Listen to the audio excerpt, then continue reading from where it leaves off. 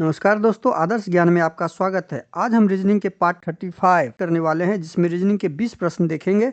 यदि आप railway, SSC या किसी भी स्टेट एग्जाम की तैयारी कर रहे हैं तो यह प्रैक्टिस सेट आपके लिए काफ़ी इंपॉर्टेंट है, क्योंकि इस प्रैक्टिस सेट में जो प्रश्न दिए गए हैं उसी टाइप के प्रश्न आपके एग्जाम में पूछे जाएंगे। अब आते हैं क्वेश्चन नंबर 1 पर। क्वेश्चन नंबर 1 करने से पहले आपसे रिक्वेस्ट है, वीडियो शुरू से अंत तक जरूर देखिए। वीडियो अच्छा लगे तो लाइक और कमेंट कर दीजिए। चैनल पर नए आए हैं तो प्लीज़ चैनल को सब्सक्राइब कर लीजिए। अब आपके सामने है क्वेश्चन नंबर 1। प्रश्न है, सभी मैदान पवन है। अब देखिए यहाँ मैदान को एफ शॉर्ट कर लीजिए, पवन को एयर कर लीजिए, टेबल कर लीजिए, मैदान को फील्ड कर लीजिए, पवन को एयर कर लीजिए, अर्थ को ई कर लीजिए। अब ये सभी मैदान पवन है, सभी एफ क्या है? सभी एफ आपके पवन है, एयर है, ये कर दिए। सभी पवन पृथ्वी है, जितना भी पवन है वो सब क्या है? सभी पवन अर्थ है। और उससे पहले कुछ मेजे मैदान है, कुछ मेज जो था ये टेबल था। अब यहाँ पे हम क्या देख रहे हैं? कोई मेज पृथ्वी, ये तो पहले कट कर दीजिए, क्योंकि ये तीनों हमारा पॉजिटिव है। तीनों क्या है? पॉजिटिव सेंटेंस है, तो उसमें नेगेटिव निष्कर्ष संभव ही नहीं है। सभी पृथ्वी मैदान है, क्या सभी पृथ्वी सभी जो है हमारा अर्थ यहाँ पर है वो फील्ड है? अरे उल्टा हो गया, यहाँ पे ये उल्टा दे दिया। सभी फील्ड अर्थ है, अर्थ सभी फील्ड की तरफ नहीं गया, तो हमारा निष्कर्ष 2 भी गलत हो जाएगा। तो ना निष्कर्ष 1 ना निष्कर्ष 2 कथन के अनुसार है, तो ऑप्शन डी सही हो जाएगा। अगला प्रश्न है, उस सही विकल्प का चयन कीजिए जिससे दी गई आकृति श्रृंखला रिक्त स्थानों से उसी क्रम में रखने पर श्रृंखला तार्किक रूप से पूरी हो जाएगी। तार्किक रूप से पूरी करने के लिए श्रृंखला को काउंट करेंगे। 1 2 3 4 5 6 7 8 9 10 11 12 13 14 15 16। इसको फैक्टर करेंगे, 4 4 का ग्रुप में बांट देंगे, उसके बाद फिल इन द करेंगे। 1 2 3 4, 1 2 3 4, 1 2 3 4, 4 4 का। अब फिल इन द ब्लैंक्स कीजिए। जे से के आए +1 हुआ है, के से फिर +1 करेंगे, फिर यहाँ +1 हुआ है, मतलब +1 का यहाँ पे है, तो के बाद एल हो जाएगा। हमारा यहाँ पे क्या आ जाएगा? एल। एल। अब हम फिल इन द ब्लैंक्स जो कर रहे हैं, एल जो यहाँ पे भरे हैं कितने नंबर को भरे हैं? 1 नंबर में, 2 नंबर में, 3 नंबर में। 3 नंबर को भरे हैं, तो 3 नंबर यहाँ चेक कीजिए एल कहाँ है। 1 2 3 में एम है, ऑप्शन ए कट कर दीजिए। 1 2 3 में सी है, ऑप्शन बी कट कर दीजिए। 1 2 3 एल है, ऑप्शन सी हमारा। बस इतना करके हम ऑप्शन आगे एग्जाम में निकल जाएंगे। एग्जाम में इसके आगे हमें चेक भी नहीं करना है। अगला प्रश्न है, दी गई आकृति में कितने आयत हैं? देखिए, आयत की संख्या ज्ञात करनी हो तो आयत जब भी आपका होता है, एक आयत इसमें होता है। यहाँ तो एक आयत दिख रहा है, इस आयत में देखते हैं हम, एक आयत यहाँ पे दिख रहा है इसमें। अब इसमें जब एक पैरेलल आकृति दे दे, एक पैरेलल लाइन दे दे, तो इसमें 2 आयत और बढ़ जाएंगे। 2 आयत और बढ़ा दीजिए, एक आयत, एक पैरेलल और बढ़ जाएगा, तो 2 पैरेलल लाइन होने के बाद इसमें 3 आयत और बढ़ जाएगा। तो इसमें कुल इस आकृति में 3 2 5 एक 6 आकृति दिख रहा है, मतलब आयत का।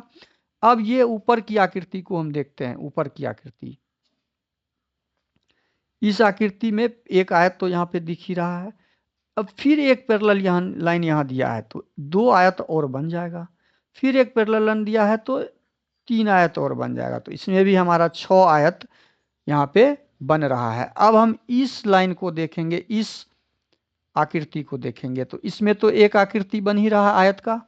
अब इसमें देखिए, यहाँ पे एक दे दिया है पैरेलल लाइन, तो एक पैरेलल लाइन जैसे हुआ तो 2 बढ़ जाएगा। एक पैरेलल लाइन और दिया तो फिर 3 बढ़ जाएगा, मतलब 3 2 5 1 6। कुल 6 दूनी 12, 6 त्रिक 18, जो 17 से अधिक है। 18 आयत बनेंगे, जो ऑप्शन डी में दिया हुआ है 17 से अधिक, ऑप्शन डी सही हो जाएगा। अगला प्रश्न है, दर्पण को नीचे दर्शाए एमएन पर रखे जाने पर दिए गए संयोजन की सही दर्पण प्रतिबिंब का चयन कीजिए। एमएन पर जो छवि जब बनेगा, तो दर्पण के नज़दीक दर्पण का छवि ठीक उल्टा बनेगा। यहाँ डी दे दिया है, इसको कट कर दीजिए। यहाँ आपका जल प्रतिबिंब दे दिया, तो ऑप्शन 2 तो एलिमिनेट पहले कर दीजिए इस टाइप के प्रश्न में। डी के बाद यहाँ पे दूसरा आकृति डी है, तो डी यहाँ पे देखिए बी हो जाएगा, यहाँ बी हो जाएगा। उसके बाद एम है, यहाँ पे एम के जगह क्या दे दिया? ए दे दिया, तो ऑप्शन सी को भी कट कीजिए और बी हमारा सही आंसर हो जाएगा। आगे बढ़ जाएंगे सीधा अगले प्रश्न पे। अगला प्रश्न है, दर्पण छवि ज्ञात करना है। दर्पण के नज़दीक तीर का निशान है, तो तीर का निशान दर्पण के नज़दीक ही बनेगा और उल्टा दिशा में घूम जाएगा। अब ऑप्शन ए में यहाँ पे दूर दर्पण के दूर का दे दिया तो ए तो संभव नहीं है। बी में नज़दीक दिया है तो यह एंगल ज्यों का त्यों दे दिया, ये आकृति ज्यों का त्यों दे दिया तो बी संभव नहीं है, क्योंकि ये आकृति दर्पण के दूर में बना है तो नज़दीक में तो दर्पण के नज़दीक बनेगा, यह ऐसा आकृति बनेगा, ये ऐसे बनता, तो ये ऐसे तो बना है लेकिन यहाँ तीर का निशान दूर दे दिया तो ऑप्शन सी भी कट हो जाएगा, बचा ऑप्शन डी हमारा सही हो जाएगा। अगला प्रश्न, एक निश्चित कूट भाषा में डार्क को 3975, रीड को 5873 लिखा जाता है, उसी कूट भाषा में के का कोड, के हमारा कहाँ पे है, डार्क में है, रीड में के नहीं है तो रीड का जो कोड होगा वो के में नहीं, के का कोड नहीं होगा, तो रीड के कोड को हम हटा लेते हैं। 5 यहाँ पे 5, 8 यहाँ पे 8 है तो नहीं है, 7 को हटा लीजिए, 3 को हटा लीजिए, बचा 9, तो के का कोड हमारा क्या हो जाएगा 9, जो ऑप्शन डी में दिया हुआ ऑप्शन डी इसका सही हो जाएगा। अगला प्रश्न है, शब्द न्यूक्लियर के प्रत्येक अक्षर वर्ण वाला क्रम में व्यवस्थित किया जाए तो कितने अक्षरों का स्थान परिवर्तित अपरिवर्तित रहेगा, परिवर्तित नहीं होगा।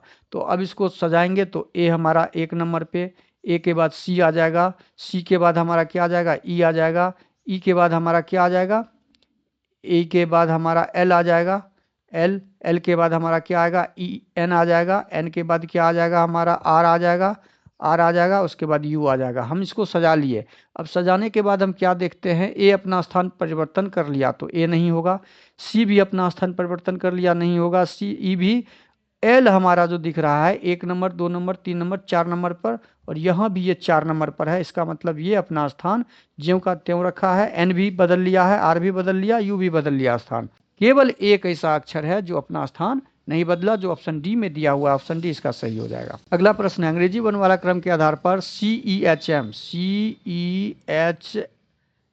का कोड YADI रखा है, तो इसका कोड कीजिए, C 3 number, E 5 number, H 8 13 number, 25 number, A 1 number, 4 number, 9 number पे डाल दिए। अब इसके बीच संबंध देखते हैं, 5 से 4 हुआ है तो 1 हुआ है -4, 8 से 4 हुआ है तो -4, 13 से 9 हुआ तो -4, यहाँ भी क्या हुआ -4। अब -4 का सब में से हम देख लिए, यहाँ पे पैटर्न लगा हुआ है, मतलब लॉजिक लगा हुआ है, तो अब हम क्या करेंगे, चेक करेंगे कि एक शब्द और दिया हुआ है यहाँ पे IKNS, इसका कोड क्या -4 से है, तो 9 में से -4 गया तो 5 हो गया है। हम यहाँ भी देख रहे हैं कि यहाँ भी -4 का पैटर्न लगा हुआ है, तो आगे जो हमें पूछा जाएगा उसमें भी आपका -4 का ही लॉजिक होगा। अब यहाँ पूछा गया है OQTY का कोड, O 15 नंबर पर होता है, वो 15 नंबर पर, ये 17 नंबर पर, 20 नंबर पर, ये 25 नंबर पर, 15 में से 4 गया तो कितना हो जाएगा 11, के 17 में से 4 गया तो कितना हो जाएगा 13, एम 20 में से 4 जाएगा तो 16, पी एक्स 25 में से 4 जाएगा तो 21, 25 में से 4 जाएगा तो क्या हो जाएगा 21, यू, KMPU जो ऑप्शन सी में दिख रहा है, ऑप्शन सी हमारा सही हो जाएगा। अगला प्रश्न है, उस शब्दयुग का चयन कीजिए जो नीचे दिए गए शब्दयुग में व्यक्त किए गए समान संबंध का सबसे अच्छा निरूपण करता है। संपीड़ित विस्तार, ये आपका विपरीत शब्द है, विपरीत अर्थक शब्द है, तो विपरीतार्थक शब्द को हमें ढूंढना है। ऑप्शन में आकाशवान, आशावान, आशावादी ये सेम है, बचाव रक्षा ये सेम है, निरीक्षण ये समानार्थी है, सीमा और असीम ये आपका विपरीत शब्द है, तो ऑप्शन डी हमारा सही हो जाएगा। अगला प्रश्न है, ए का मतलब भाग, बी का गुना, सी का जोड़, डी का घटाव दिया हुआ है, तो हम प्रश्नवाचक चिन्ह के स्थान पे क्या लाएंगे, समीकरण को हल करके वो ज्ञात करना है। बी के जगह गुना, सी के जगह दिया हुआ है जोड़, ए के जगह भाग, डी के जगह घटाव, इसको सॉल्व कीजिए।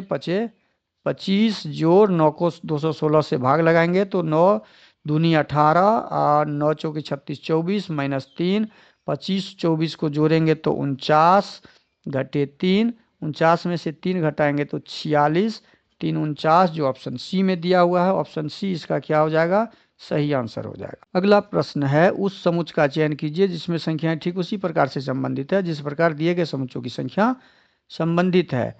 अब यहाँ पे देखते हैं, 25 को 8 में जोड़ेंगे तो या भाग देंगे या घटाएंगे तो 11 नहीं होगा, 11 को 8 में जोड़ेंगे तो 25 नहीं हो रहा है, जोड़ घटाओ यहाँ पे गुना का कोई सिस्टम नहीं लग रहा है, तो अब आधा करके देखते हैं, 25 का आधा कर देंगे तो भी नहीं होगा। 25 और 8 को जोड़ के आधा करेंगे।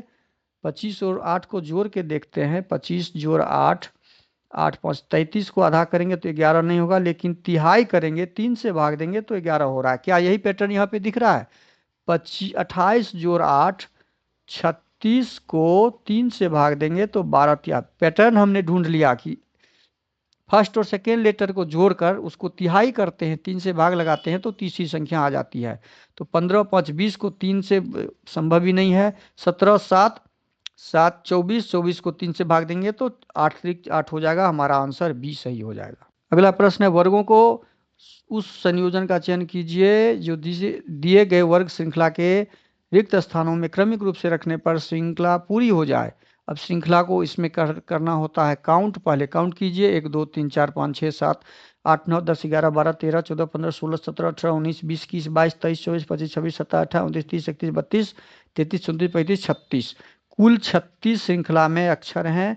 6 6 का ग्रुप कीजिए या 9 4 का ग्रुप कीजिए। 6 6 का ग्रुप देखते हैं। 1 2 3 4 5 6।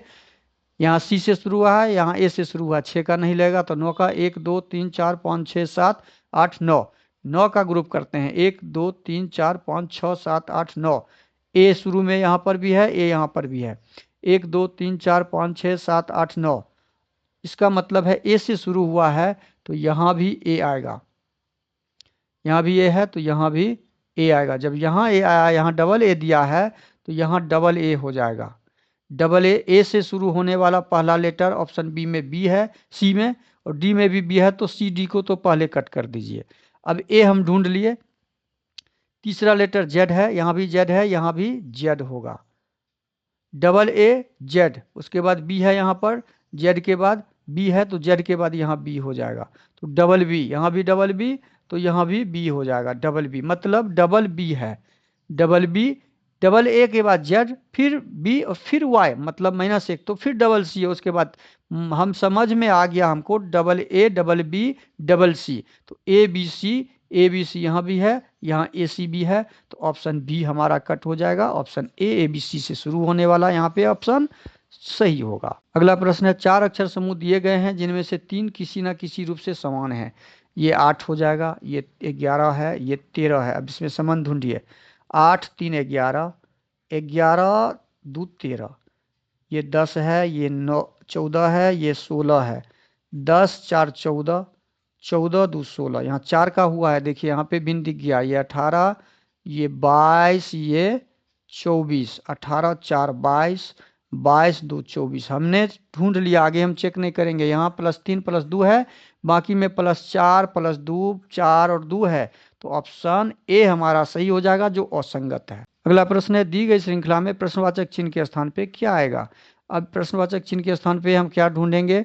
800 से 400 हुआ, 400 से 480 प्लस हुआ, फिर मैं घटा है, फिर बढ़ा है। तो यहाँ पे 2 पैटर्न लगा हुआ है। एक 800 में 400 लाने के लिए या तो 400 घटाएंगे, यहाँ पे हम 480 से 240 घटाएंगे या 2 से भाग दे देंगे, या 2 से भाग कर देते हैं। इसको भागा 2 कर देते हैं 800 में तो 400।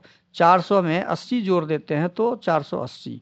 और फिर 480 में 2 से भाग लगा देते हैं, 2 से भाग लगा देते हैं, 2 से भाग तो हमारा 240। 240 में फिर 80 जोड़ देते हैं तो 320।